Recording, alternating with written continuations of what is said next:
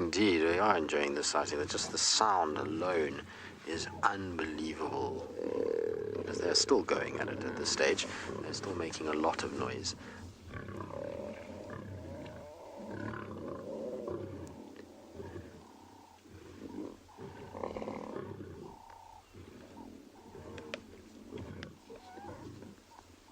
Such a polarizing sighting in so many ways, particularly now because you've got this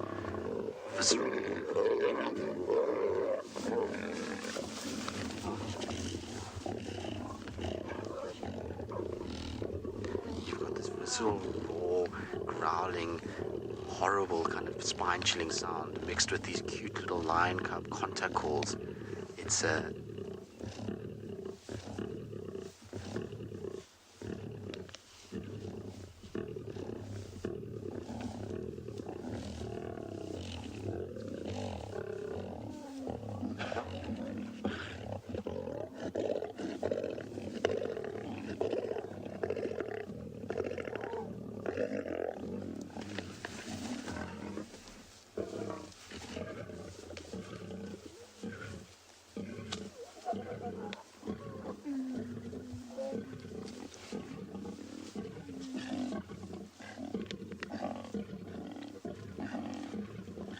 incredible is this?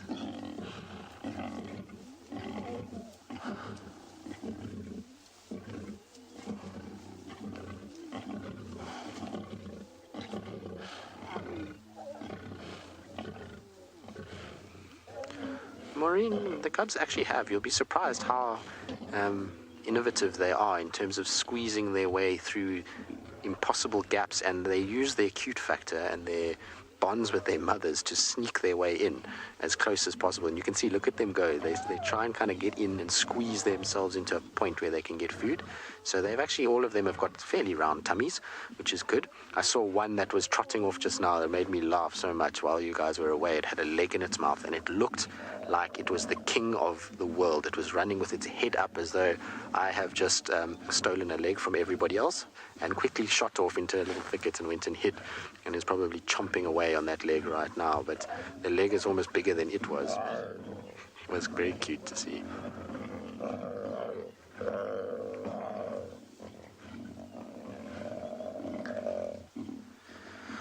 Right, so, I mean, obviously this was a major kind of rush to get you guys across, and so you might not have seen the kind of beginning of it. So what we did is we took from what we were able to record. Obviously it happens very quickly, and we've slowed it down. So those of you that do want to see kind of the initial part of it, not the water coming out, but it kind of being grabbed, we're going to show you now. But those of you that don't, it's probably a good time to turn away. And what you'll see is the warthog is grabbed, and then all these lions just start going. You can see the dust cloud, and this poor warthog just didn't stand a chance at all.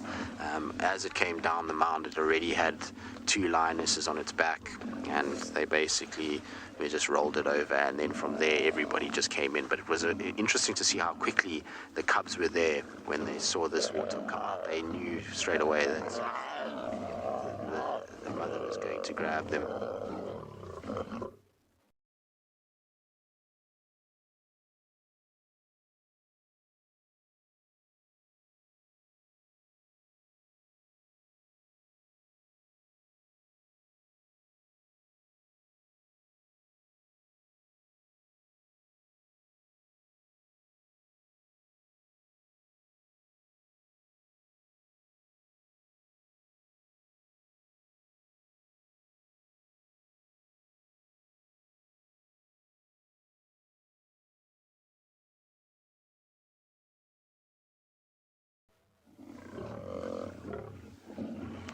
There we go. That's basically what we got. I mean, unfortunately, BK was actually busy leveling the camera and getting it all sorted out, getting prepped, because Ndeke in Final Control was going to come to us, because we had a beautiful view of Purple Eye just sitting on this really nice sighting of her just sitting there, and it was pretty. And BK was just getting all his camera stuff sorted out, and then it came out. So by the time he kind of caught up with this warthog and he was able to press record, that's kind of what we got. But it's incredible how quickly they are onto that warthog. It's amazing to see these lions move. You know, they're big animals, they're bulky, but they are seriously efficient when it comes to things like that. And it's going to be interesting to see, in a pride of this size, while the cubs are still quite small, a meal like this is a fairly good meal for this pride. Each one of them will at least have a little bit of a tummy. Everyone will look as though they've had a certain bit of food. But as these cubs are growing, warthogs like this are going to be not going to really sustain them. But I'm sure they'll just take any opportunity they can. At the end of the day, meat is meat. And these guys obviously need to get any nutrients they can. And for the cubs that have got mange at the moment, they will most definitely be a welcome meal. It's going to help just keep that immune system nice and strong.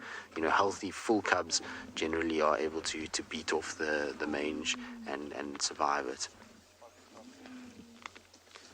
Just amazes me how you go through these lulls in these sightings where it gets a little bit quieter, and then all of a sudden it's pandemonium again, and it becomes loud and aggressive like when you first came to us.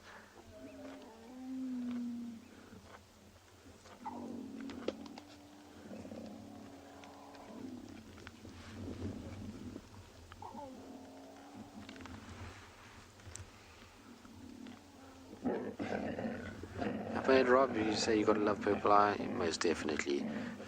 Just goes to show you, experience. There's no substitute for experience. Even in her compromised state, her experience and her willingness to help the pride is kind of there for all to see. So it's always incredible watching older lionesses within pride. I think that they really are the ones that people bond to the quickest. And it's generally because of their ability to display such sort of wisdom within the pride, and they generally are quite nurturing towards the cubs that they have, and like I say, they lead the prides pretty well. So she's obviously now filling in from the previous oldest lioness within the Nkuhuma pride, who was in her own right also a very stoic character. She had that incredibly bad hip injury for so long, and yet she still was able to kind of keep everything together and move everybody around. So they're always special, the older lionesses, and anything that's got some sort of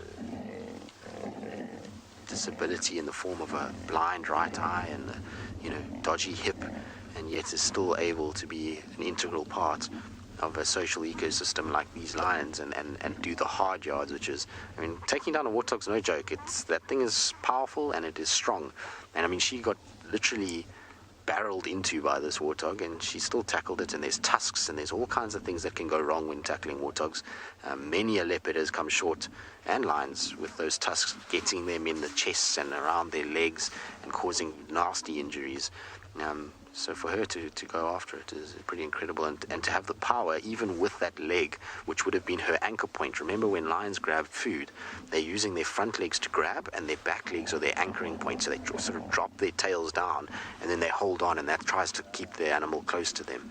And so for her to do that with a compromised back end gives you an idea of just how strong her front end must be, and her kind of midsection, to be able to just keep holding on and kind of slow it down enough that the others can join in and then help her feast in the kill. Pretty incredible. But it's typical that the last two fighting over food is one of them is Amber Eyes. Wouldn't have expected anything less. She's generally the one that gets involved in most altercations when it comes to these things. Now, a lot of that growling that you're hearing is actually the cubs, which is pretty incredible as well. Dylan, difficult to know. I mean, most lion prides don't actually have a matriarch, if you want to call it that. They have obviously an oldest female, and generally she is the one that will, with maybe one or two others, her daughters or close sort of lionesses that she has with her, will kind of lead where they go. But it's not a matriarchal system. Like I said, it's more experience-based, that there's one that will kind of know where things are more than others. But I find in the Nkuhuma pride, you'll find Purple Eye is the one in front, and then, or one of the ones in front with Amber Eyes, generally there or thereabouts, and often they actually follow Amber Eyes first before they'll follow Purple Eye. So difficult. Ridge nose also sometimes is in front, so it really depends with these guys. I don't think there's an established hierarchy within the Nkumas. I think the nice thing with them is that they've got these 4 older females, and those 4 older females are the ones that really kind of control what goes on within the grouping. All right, sure. You catch your breath. This has been chaos this morning. So while we enjoy everything starting to settle down a little bit, let's send you back across to David.